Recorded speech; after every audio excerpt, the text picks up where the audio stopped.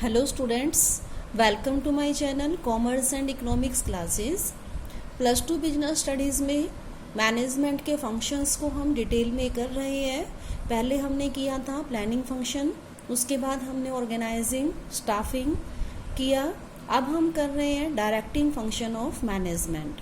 Directing का meaning, इसके features, इसकी इम्पोर्टेंस और इसके एलिमेंट्स हम पिछले वीडियो में कर चुके हैं। अगर आप वो वीडियो देखना चाहते हैं तो उसका लिंक डिस्क्रिप्शन बॉक्स से आपको मिल जाएगा, वहाँ से आप उसको देख सकते हैं। डायरेक्टिंग फंक्शन के पिछले चैप्टर वीडियो में हमने इसके 4 एलिमेंट्स की बात की थी: supervision, communication, leadership and motivation. तो मैंने आपको वहाँ पर भी कहा था कि इनका अलग अलग से चैप्टर आएगा, वहाँ पर हम इनको डिटेल में करेंगे। तो आज हम कर रहे हैं सुपरविज़न। डायरेक्टिंग में जो भी मैनेजर्स होते हैं उनको अपने सबॉर्डिनेट्स को सुपरवाइज करना होता है, उनको देखना होता है कि वो अपना काम ठीक ढंग से कर रहे हैं या नहीं कर रहे हैं, उनको गाइडेंस प्रोवाइड करनी होती है। तो सुपरविज़न मैनेजमेंट का एक इम्पॉर्टेंट फंक्शन होता है। वैसे तो डायरेक्टिंग का ही सब पार्ट है, एक अलग से सेपरेट फंक्शन नहीं है, बट सुपरविज़न जो है एक इम्पॉर्टेंट काम होता है जो कि मैनेजर्स को करना होता है। मोस्टली इसकी इम्पोर्टेंस जो है वो लोअर लेवल पर ज़्यादा होती है, क्योंकि उनका डायरेक्ट रिलेशन वर्कर्स से होता है और वर्कर्स को टाइम टू टाइम सुपरवाइज करना ज़रूरी होता है, कॉन्टिन्यूसली उनको सुपरवाइज करना पड़ता है।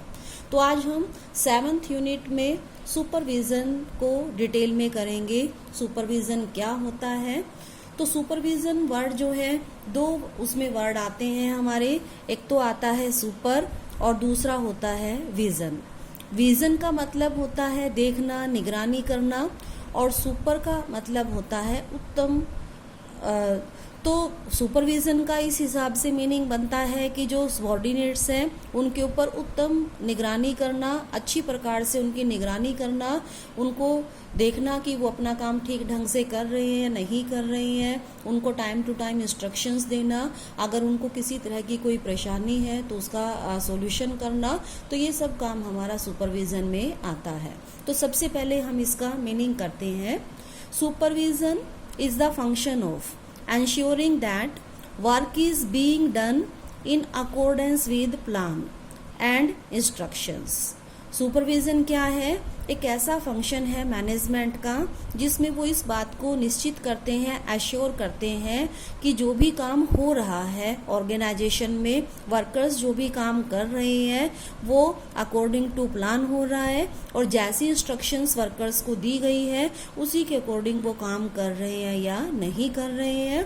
अगर कहीं कोई कमी है तो वर्कर्स को बताया जाता है कि उन्होंने कैसे काम करना है, क्या अगर उनको कोई दिक्कत आती है तो उस परेशानी का समाधान भी किया जाता है। तो इसके मीनिंग को और अच्छी तरह से क्लियर करने के लिए हम करेंगे characteristics of supervision.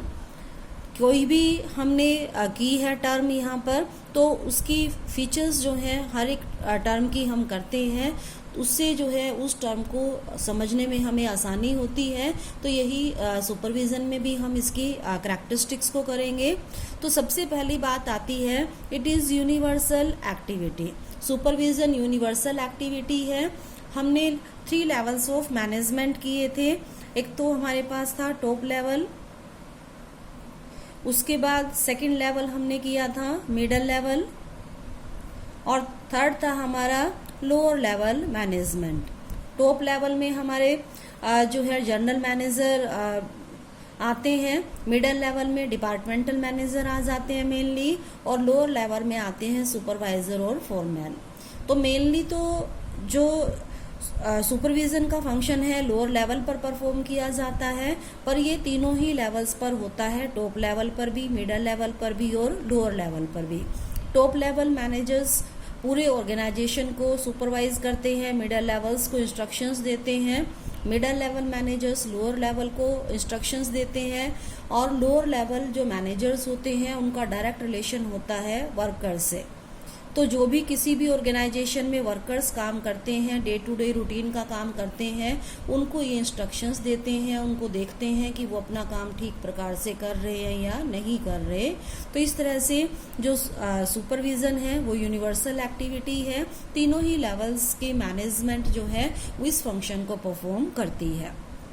Second is it is an important part of directing function. Supervision management का एक सेपरेट फंक्शन नहीं है। मैनेजमेंट के 5 फंक्शंस हैं: planning, organizing, staffing, directing and controlling. और सुपरविज़न डायरेक्टिंग के अंडर आता है, डायरेक्टिंग फंक्शन का एक पार्ट है। तो इसीलिए ये एक मेन फंक्शन नहीं है मैनेजमेंट का, ये सब पार्ट है डायरेक्टिंग फंक्शन का। तो इसीलिए ये एक अलग से सेपरेट फंक्शन नहीं है, बल्कि डायरेक्टिंग फंक्शन का ही एक पार्ट है। Supervision is a continuous process. Supervision का काम जो है किसी भी ऑर्गेनाइजेशन में कॉन्टिन्यूसली चलता रहता है, क्योंकि काम भी कॉन्टिन्यूसली होता है ऑर्गेनाइजेशन में। तो इसीलिए वर्कर्स को भी कॉन्टिन्यूसली लगातार जो है उनके ऊपर निगरानी रखनी पड़ती है, उनको देखना होता है उनका काम जो है ठीक तरह से चल रहा है या नहीं चल रहा। तो कॉन्टिन्यूसली चलने वाला काम है, जिस भी ऑर्गेनाइजेशन में काम चलेगा तो सुपरवाइजन भी होगा। तो इस तरह से कॉन्टिन्यूसली चलता है। Supervision is necessary to have face-to-face contact between supervisor and the subordinate. Supervision में जो सुपरवाइजर है और जो सबॉर्डिनेट है, वर्कर्स हैं, उनके बीच में फेस टू फेस कांटेक्ट होना जरूरी है। मीन्स वो दूर बैठे उनको सुपरवाइज नहीं कर सकते हैं। वर्कर्स जब काम करते हैं तभी उनको सुपरवाइज करना होता है। तो इसीलिए सुपरवाइजर और सबॉर्डिनेट्स के बीच में फेस टू फेस कांटेक्ट होता है। Supervision ensures proceedings of work as per required level of performance. Supervision में ये देखा जाता है कि जो काम है वो जो रिक्वायर्ड लेवल है परफॉर्मेंस का, जैसा हमने प्लानिंग में डिसाइड किया है उसके अकॉर्डिंग ही हो रहा है या नहीं हो रहा है। कोई दिक्कत है तो वर्कर्स को बताया जाता है। Supervision ensures optimum utilization of human and other resources. क्योंकि सुपरविजन हम करते हैं वर्कर्स का, वर्कर्स हमारे ह्यूमन रिसोर्सेज हैं और ह्यूमन रिसोर्सेज जो वर्कर्स हैं वही हमारे दूसरे रिसोर्सेज को यूटिलाइज करते हैं, जो कि नॉन लिविंग रिसोर्सेज हैं, जैसे मटेरियल है, मशीन्स है, कैपिटल है। तो जब उनका प्रॉपरली सुपरवाइज किया जाएगा तो ना ही जो है हमारे रिसोर्सेज की वेस्टेज होगी, जो हमारे कैपिटल है, मशीनरी है, रॉ मटेरियल है, उनको प्रॉपरली यूटिलाइज कर पाएंगे। और इसी तरह से जो वर्कर्स हैं वो भी अपना काम ठीक ढंग से करेंगे। तो इस तरह से सुपरविजन के थ्रू हम सभी रिसोर्सेज को, ह्यूमन रिसोर्सेज को और जो बाकी के हमारे नॉन लिविंग रिसोर्सेज हैं उनको हम प्रॉपरली यूटिलाइज कर सकते हैं। Supervision has special importance for lower level of managers. भी मैंने आपको पहले भी बताया है, सुपरविजन का फंक्शन होता तो तीनों ही लेवल्स पर है, पर इसकी इम्पोर्टेंस लोअर लेवल पर सबसे ज़्यादा होती है, क्योंकि लोअर लेवल मैनेजर्स वर्कर्स को सुपरवाइज करते हैं। तो इसीलिए, और एक्चुअल काम वर्कर्स ने ही करना होता है, तो इसीलिए इसकी इम्पोर्टेंस लोअर लेवल पर सबसे ज़्यादा होती है।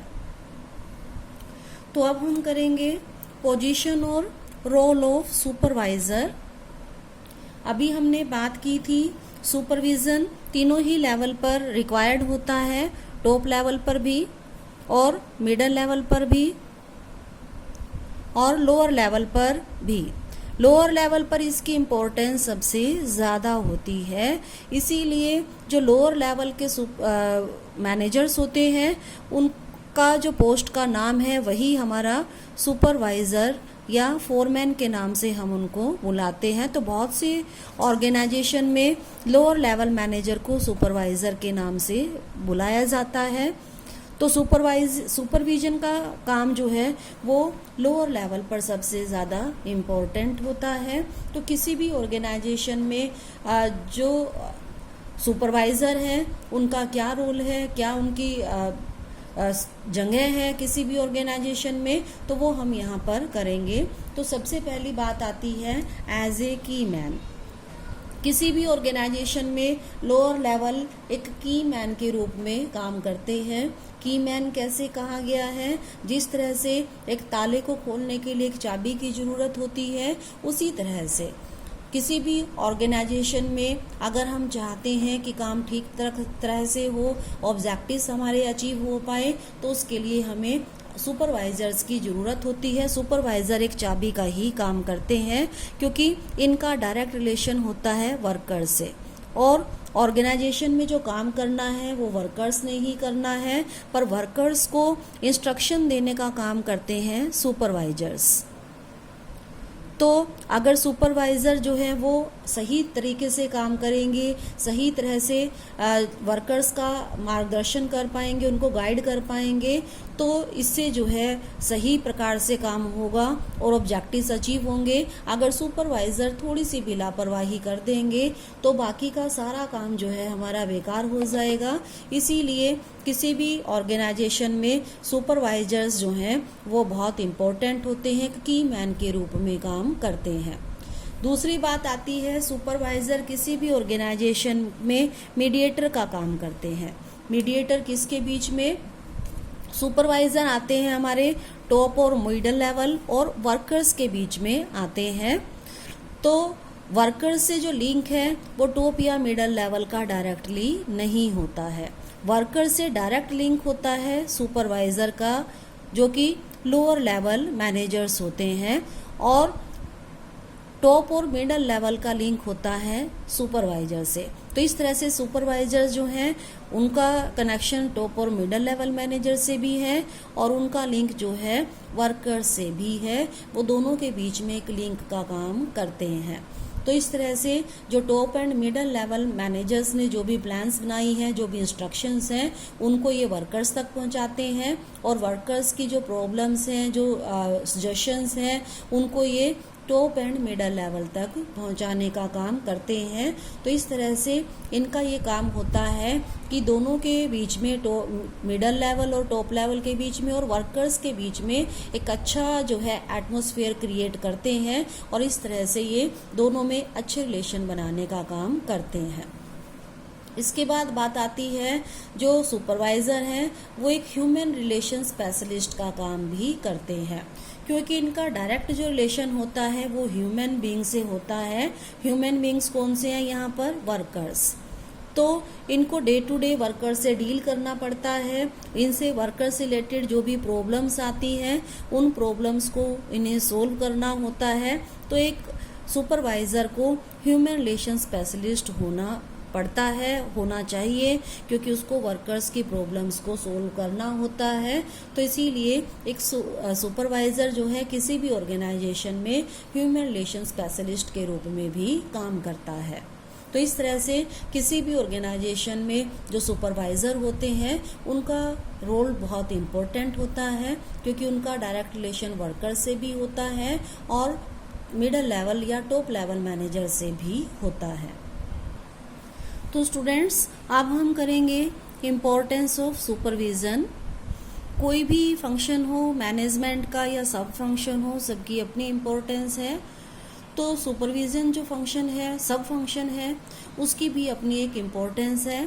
तो सबसे पहली बात आती है, supervision ensure issuing instruction in the form of order और डायरेक्शन। सुपरविज़न जो है उसमें हम इंस्ट्रक्शंस जो हैं वो इशू करते हैं सुपरविज़न के थ्रू। वर्कर्स को किस फॉर्म में हो सकती है?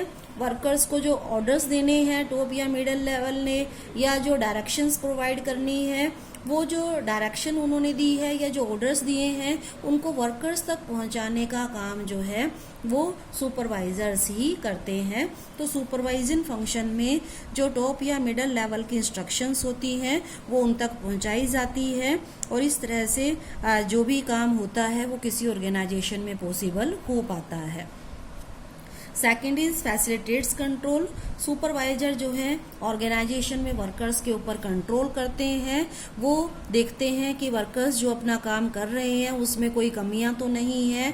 अगर कमियां हैं जब वो काम कर रहे हैं तो उनको उसी टाइम नोट कर लेते हैं। ये देखते हैं कि हमने प्लानिंग में क्या डिसाइड किया था और एक्चुअल में क्या काम हो रहा है, और अगर दोनों में कोई अंतर है, डेविएशंस हैं, तो उसको ये दूर करने का काम करते हैं और इस तरह से प्लान के अकॉर्डिंग ये काम को पूरा करवाते हैं। तो जब काम चल रहा होता है तभी ये वर्कर्स के काम को नोट डाउन करते रहते हैं, उनकी प्रोग्रेस को देखते रहते हैं, और एक्चुअल जो हमारी प्लानिंग होती है अगर उससे कोई डिफरेंस आ रहा है तो उसी टाइम उस कमी को दूर करते हैं। तो इस तरह से ये वर्कर्स के ऊपर पूरा कंट्रोल रखते हैं, उनकी एक्टिविटीज़ के ऊपर जो भी काम हो रहा है उसको पूरी तरह से कंट्रोल करने का काम करते हैं। Next is optimum utilization of resources. जो सुपरवाइजर्स हैं वो रिसोर्सेज को फुली यूटिलाइज कराने में हेल्प करते हैं। ह्यूमन रिसोर्सेज को तो ये कंट्रोल करते ही करते हैं, और जो ह्यूमन रिसोर्सेज हैं, वर्कर्स हैं, उन्होंने ही बाकी के रिसोर्सेज को यूज़ करना होता है। मटेरियल हो सकता है, मशीन्स हो सकती है हमारी, तो इन सभी रिसोर्सेज को उन्होंने यूज़ करना और ये वर्कर्स के ऊपर कंट्रोल रखते हैं। तो इस तरह से सभी रिसोर्सेज को प्रॉपरली ये यूटिलाइज करते हैं। Next is maintenance of discipline. जो सुपरवाइजर्स हैं वो ऑर्गेनाइजेशन में डिसिप्लिन बनाए रखते हैं, क्योंकि वर्कर्स जब काम करते होते हैं तो उनके ऊपर निगरानी रखते हैं, उनको देखते हैं कि वो अपना काम प्रॉपरली ठीक प्रकार से कर रहे हैं या नहीं कर रहे हैं, और टाइम टू टाइम अगर उनको गाइडेंस की रिक्वायरमेंट होती है तो ये उनको गाइडेंस भी प्रोवाइड करते हैं। तो इस तरह से ये ऑर्गेनाइजेशन में वर्कर्स के ऊपर कंट्रोल रखने का काम करते हैं।